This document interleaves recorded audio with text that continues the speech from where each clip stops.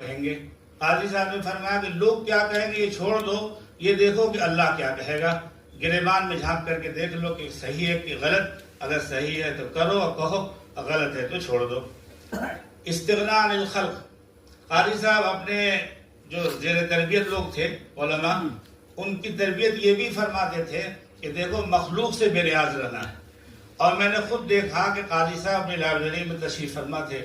ایک بڑے مالدار صاحب وہاں آئے، ان کی بھتیجی کا مقدمہ دارالقضاء میں تھا برائے پھنس دینے کا.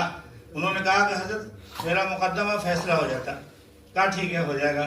کہا کہ حضرت دور سے سفر کر کے آؤ، رات بھر جگہ ہو. قاضی صاحب نے کہا جاؤ وقت پر ہو جائے گا، تم سو جاؤ. ان کی زبان سے نکل گیا کہ حضرت وہ فلاں جگہ جو امارت شریعہ کا دفتر بننے والا ہے کتنا خرچ ہوگا، اس کے اخراجات کیا ہوں گے. ہم لوگوں کو تو سمجھ میں نہیں آیا. قاضی صاحب نے فرمایا کہ جاؤ دفتر نظامت سے پوچھ لو اور میری مجلس سے جتنی جلدی ہو سکے نکل جاؤ. وہ بار بار کہتے رہے، معذرت کرتے رہے. قاضی صاحب نے کہا کہ نہیں جلدی سے نکلو. ان کو نکال دیا، حالانکہ تعلقات کے تھے. اس کے بعد کہا کہ قاضی کو رشوت دینا چاہتا ہے. کروڑوں روپے اس ہاتھ پر آئے، اللہ کے راستے میں خرچ ہوئے، اور یہ رشوت دینا چاہتا ہے. یہ استغناء عن الخلق کی کیفیت ان کی تھی. امت کی فکر اور انسانی ہمدردی بھی ان میں بہت زیادہ تھی. اور یہی تربیت جن علماء کی تربیت دیتے تھے ان میں یہ بات بھی پیدا کرتے تھے. میرے علاقے کی بات تھی، 3 گاؤں میں اجتماعی خوریزی تھی. خوریزی کی نوبت آ رہی تھی، 4 تو مرڈر ہو چکا تھا.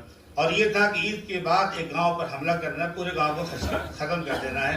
میں گیا اور تینوں گاؤں کے لوگوں کو اس بات پر آمادہ کر لیا کہ امارت شریعہ کا جو وقت آئے گا اس کے فیصلے کے مطابق عمل کرنا. سب لوگ تیار ہو گئے. میں امارت شریعہ قاضی صاحب سے کہا کہ ایسی ایسی بات ہے. ایسے بے چین ہو گئے. کہا کہ جلدی سے درخواست لکھ کر کے لاؤ. میں درخواست لکھ کر کے لے گیا.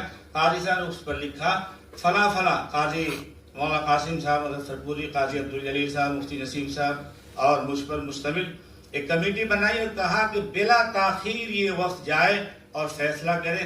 قاضی صاحب بیمار تھے لیکن برابر رابطے میں رہے، پوچھتے رہے، تڑپتے رہے کیا ہوا. الحمدللہ مقدمہ حل ہوا. یہ قاضی صاحب یہ جو تربیت دیتے تھے ان چیزوں کی تربیت دیتے تھے. میدان جو افراد سازی کا کام آپ نے کیا اس کے لیے مختلف آپ نے کام انجام دیے، ادارے قائم کیے. یہ 1989 میں تربیت امارت شریعہ میں تربیت افتاء کا نظام نہیں تھا اور قضا کا نظام ہفتہ 2 ہفتے کا تھا، سال بھر کا نہیں تھا. 1989 میں تربیت افتاء کا نظام قائم کیا. 1990 میں تربیت قضا کا نظام قائم کیا. 1 سال کا کورس تھا. اور 94 یا 95 میں اسلامک فقہ اکیڈمی کی طرف سے تربیت کا نظام قائم کیا جو امارت شریعہ میں رہا. ان تینوں ادارے سے سینکڑوں علماء تیار ہوئے اور جو دین کی خدمت انجام دے رہے ہیں. کچھ کا نام بھی میں نے اس میں لکھا ہے. المعہد العالی قائم کیا. اور جو آپ کا بہترین کارنامہ افراد سازی کے سلسلے میں 1445 ہجری تک 510 علماء فارغ ہو کر کے مختلف ملک کے مختلف گوشوں میں پھیل کر دین کی خدمت انجام دے رہے ہیں. اسلامک فقہ اکیڈمی آپ کے سامنے ہے.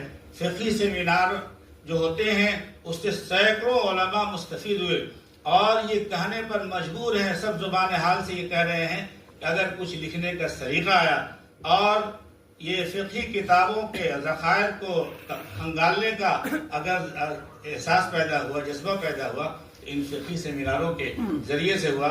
اس کے سلسلے میں خود مولانا خالد سیف اللہ رحمانی صاحب نے بہت زبردست لکھا ہے. میں ان کا یہ پڑھ کے سنا دیتا ہوں، اپنی بات ختم کرتا ہوں.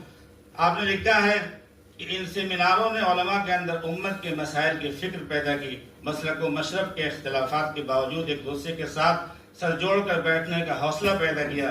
سلف کے طریقے پر اختلاف رائے کو برداشت کرنے کا مزاج بنایا. مطالعہ و تحقیق کی خابیدہ صلاحیتیں بیدار ہوئیں. نوجوان فضلاء میں ایک نیا شعور پروان چڑھا. ملک کے مختلف کونوں میں جو صلاحیتیں پردے دونامی میں چھپی ہوئی تھیں وہ سامنے آئیں. اپنے مسلک کی کتابوں کے ساتھ ساتھ دوسرے مسالک و مذاہب کے مراجع کو کھنگالنے کا ذوق بنا. علماء اور علوم جدیدہ کے ماہرین کے درمیان فاصلے سمٹے اور بہت سے اہل علم نے ایک دوسرے کو پہچانا. بیرون ملک کے اہل علم کے آنے کی وجہ سے مسائل کو ان کے وسیع افق میں دیکھنے اور سمجھنے کا موقع ملا. علماء ہند اور علماء عرب کے درمیان علمی روابط کا جو فقدان تھا وہ کم ہوا اور نوجوان فضلاء میں علمی و تحقیقی کاموں کی ایک نئی امنگ پیدا ہوئی۔ حقیقت یہ ہے کہ افراد سازی اور علم و تحقیق کے جذبے کے فروغ کے اعتبار سے کہ قاضی صاحب کی ایک انقلابی خدمت اور عظیم الشان و ناقابل فراموش کارنامہ ہے۔ اگر قاضی صاحب نے صرف یہی ایک کام کیا ہوتا تو ان کی عبقریت کے لیے کافی ہوتا۔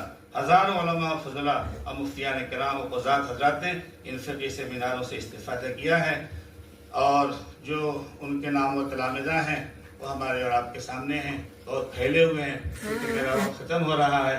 یہ 39 سے شروع ہو کر کام ہوا ہے، اس سے میں اپنی بات ختم کرتا ہوں اس دعا کے ساتھ کہ اللہ پاک حضرت قاری صاحب کی قبر کو نور سے بھر دے، ان کے درجات کو بلند فرمائے، جنت کا باغ بنائے، جنت الفردوس والا مقام نصیب فرمائے۔ اور ہم تو ان کا بدلہ نہیں دے سکتے ہیں، اللہ پاک اپنی شان شان ان کو بہتر سے بہتر بدلہ عطا فرمائے۔ وآخر دعوانا الحمدللہ۔